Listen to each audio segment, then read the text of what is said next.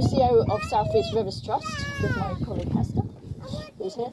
And our organisation, the South East Rivers Trust, is one of a network of rivers trusts across the country, and we are working for healthy, thriving rivers in the southeast of England. The South East Rivers Trust, we cover 12 river catchments, roughly between Reading and Dover, south of the River Thames. And restoring a river isn't just looking at the river, it's working on all the land and the surrounding catchments in between, because if you think about water falling on the land, it then flows downhill across all of that land into the river. So all of the activities that happen in that catchment area affect the quality of the river. So I'm going to tell you today a bit about the project, how it came about, what it's doing, and how it was funded. So we're launching this wetland. It's not just a wetland in its own right, it's also here to protect the River Hogsmill. So the Hogsmill is behind the wetland, where that line of trees is, over there. And it's a very, very special river because it's a chalk stream. There are only about 220 chalk streams in the whole world. 85% of them are in England, and probably 10-ish are in urban areas, and probably fewer than that, maybe 5, are actually accessible, so you can go and see them.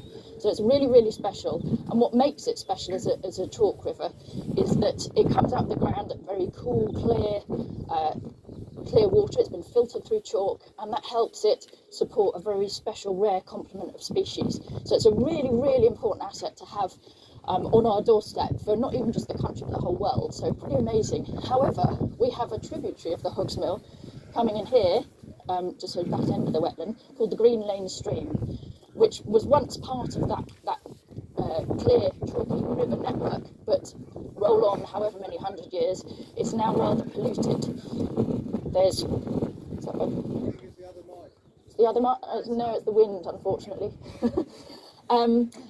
So the land that drains into that area is very urban and quite polluted, and that means that it brings poor water quality into the Hogsmill, and it stops a lot of those special species from living there.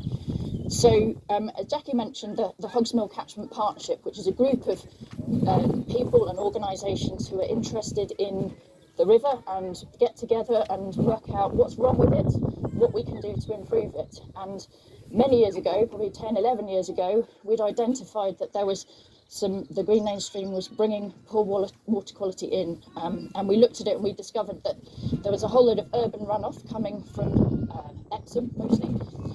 It's a situation with surface water drains which basically convey water straight from a road into the river, and that includes lots of nasty things like hydrocarbons, heavy metals from tyres and catalytic converters, microplastics, and it all goes straight in.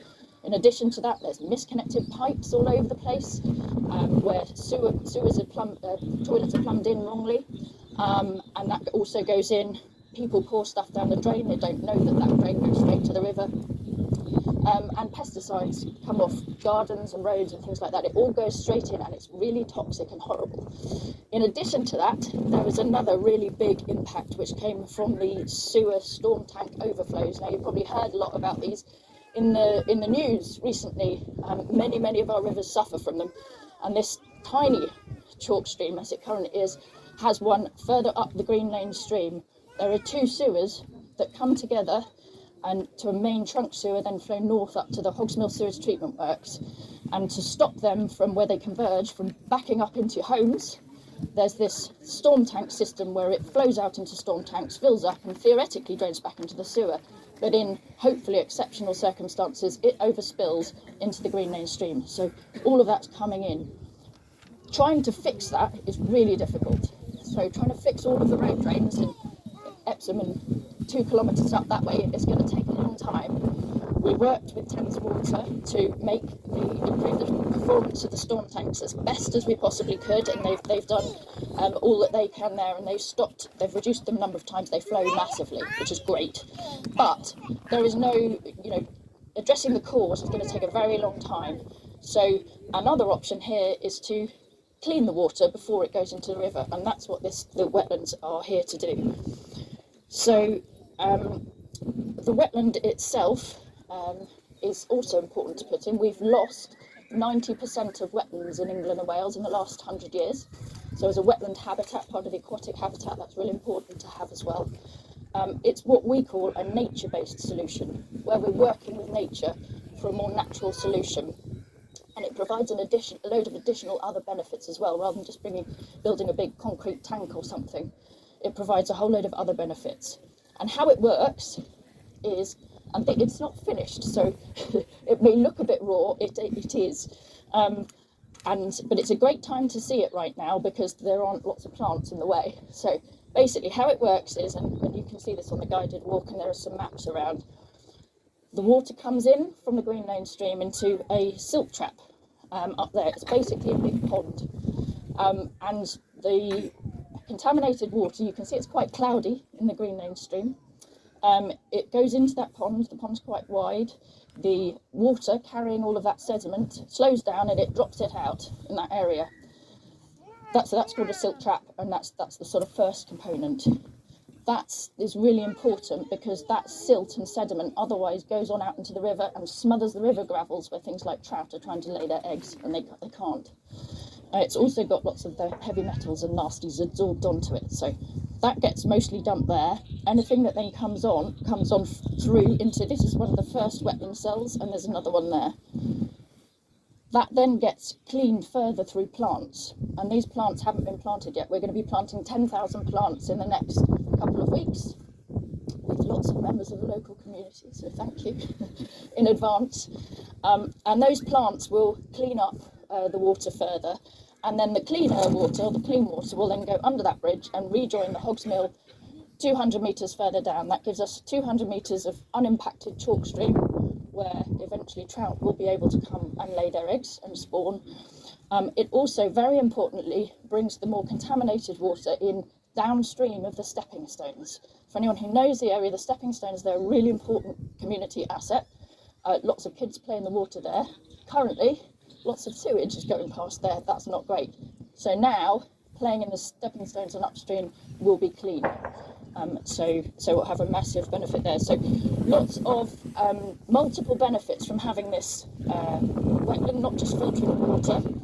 It's important for the wildlife too. When the plants are there, there'll be lots of dragonflies, damselflies, lots of birds. We're already seeing a whole host of them this morning. They're already coming even before the plants have gone in. It's also really important for local climate regulation. The world is getting hotter. If you're next to water, there's a lot of evidence that it cools the climate by quite a significant number of degrees. So when it's really, really hot in the summer in future years, this area will be much cooler. There's also increasing evidence of the importance of nature for health and well-being, and that's amplified when we're near water. Helps decrease stress, and it's also a really great educational resource. We're going to use it with school groups. You can see some of the nature trail that's around already.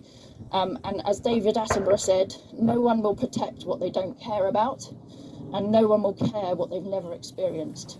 So this is really to help everybody engage with the whole area and experience. Now, just finally, I'd like to explain a bit, because we've delivered all of these multiple benefits through this nature-based solution, that has meant that we've been able to appeal to a whole load of different funders who have different funding streams, who can pay for different bits, which means no one person or organisation has paid for the whole thing. Lots of different organisations have shared it, which is brilliant. And I'd like to just go through them quickly and explain that and thank them. So first off, we have the Environment Agency, and they have government targets and funding to get all rivers into good ecological health. We have Thames Water, who probably obviously wanted to reduce the impact of their storm overflows. Surrey County Council gave us some funding to assist in decreasing flood risk. Natural England have had, for the past 30 years, they've been running something called a species recovery programme to try and reduce the impact on protected species. They also have government targets to halt the decline in biodiversity by 2030. So they've funded the work through their Species Recovery Capital Grant Scheme, bit of a mouthful, to improve the sustainability of populations of brown trout and eels in particular, and also as part of a wider programme, water voles, which are being reintroduced for the second time further down in Kingston, and they will hopefully over time work their way up here. We then have Coca-Cola, who might sound a bit strange, but they have a target to replenish all the water that they use in the production of their drinks. And cleaning up poor water quality is one of the ways that they can do that. And nationally, we've been working with the Rivers Trust. They've been working nationally with Coke to make sure that all of the projects that they're funding are really impactful, and they're investing in quality projects. The Zoological Society of London have an objective about improving wildlife health, so they've been able to contribute. The Garfield Weston Foundation, I'm already almost there, don't worry, are a charitable foundation that support environmental projects. And of course, last but not least, is Epsom and Ewell Borough Council, who are taking on the ownership and the maintenance, annual maintenance. And without that, we couldn't have done any of it. So we could have lined up all that funding, but we wouldn't have been able to go ahead without that. So it's absolutely instrumental. So thanks to all of them who've had to bear with us. It's been quite difficult lining all of that funding up, making it all work and fit together. It's been a big jigsaw puzzle. And I'd also like to reiterate thanks to Stuart, who's been absolutely amazing throughout the whole process with us on the entire journey since the very first discussion about this in 2013, I think. And to Ed, who's looking embarrassed at the back, who is he's our project manager, who has worked tirelessly with a lot of tenacity. I hope he hasn't got too many more grey hairs. But it wouldn't have happened without him either. And finally, I would like to thank all of you, the community and our volunteers, who have been amazing. I cannot tell you how unusual it is and how amazing it is. Every time I come here, people say great things about the Hogs Mill, about the work. That's pretty unusual. It's very clear everyone loves their river and their local area, which is just absolutely wonderful. So thank you for your support, your help in monitoring it, your help in planting plants, in coming months, putting gravel in the river. It's so much appreciated, and we couldn't do it without you either. Now, before I hand over and we cut the ribbon, I'm just going to do one more interlude, which is to invite a colleague of the neighbouring Rivers Trust. Okay. Right, can you hear me okay? Yeah. No, I'll try and speak loudly.